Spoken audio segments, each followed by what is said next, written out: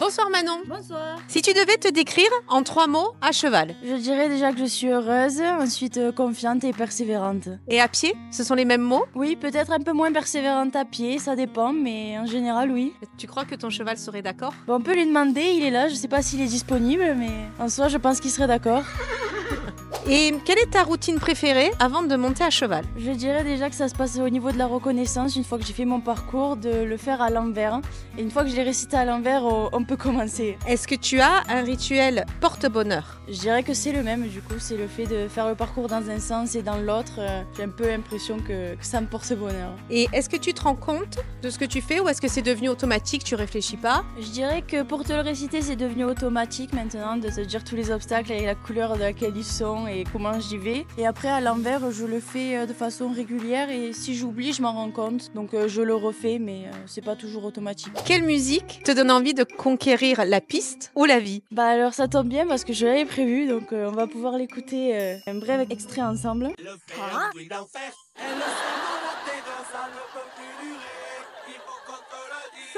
Non, plus sérieusement, j'aime bien écouter celle-ci.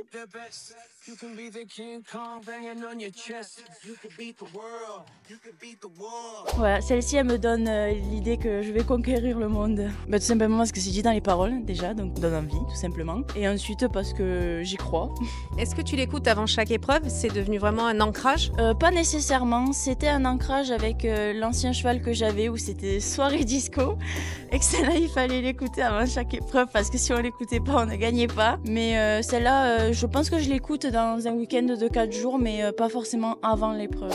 Qu'est-ce qui t'a donné envie de te faire accompagner? Je dirais que j'ai rencontré une difficulté auquel j'avais jamais fait face puisque je fais du cheval depuis que j'ai 2 ans, donc j'en ai 20, ça fait 18. Donc on va dire qu'il y a certaines choses qui pour le coup sont devenues des automatismes et des choses auxquelles je ne pense jamais. Et j'ai refait une chute qui du coup m'a fait peur et par la suite à l'arrivée de Grisby, c'est vrai que j'avais beaucoup de craintes et je me suis dit que c'était peut-être le moment de me tourner vers toi.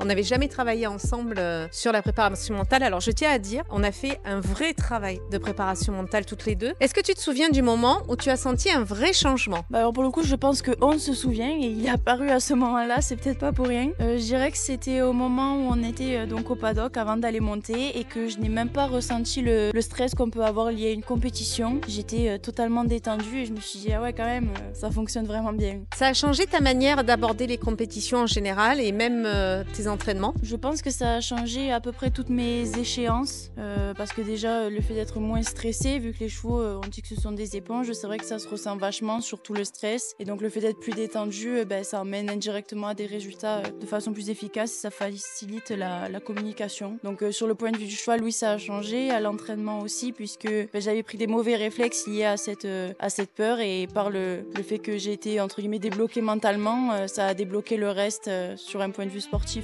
Et en quoi ce travail qu'on a fait là pour l'équitation te sert aussi dans ta vie de tous les jours ou dans tes études, à l'école ou... Je dirais qu'il me sert du coup particulièrement à l'étude puisqu'étant en prépa, c'est le cheval et les études. On va dire qu'en ce moment il n'y a pas grand chose d'autre à côté, ça prend beaucoup de temps et c'était quelque chose qui quand même me donnait beaucoup de stress puisque on pouvait me questionner sur le fait de si j'en étais capable ou pas. Ça m'a débloqué, ça m'a permis de rentrer dans une épreuve en me disant que j'en étais capable et je faisais des crises d'angoisse au départ que je n'ai plus fait par la suite. Quel conseil mental tu donnerais à un sportif, quel que soit le sport, ou à un entrepreneur qui doute?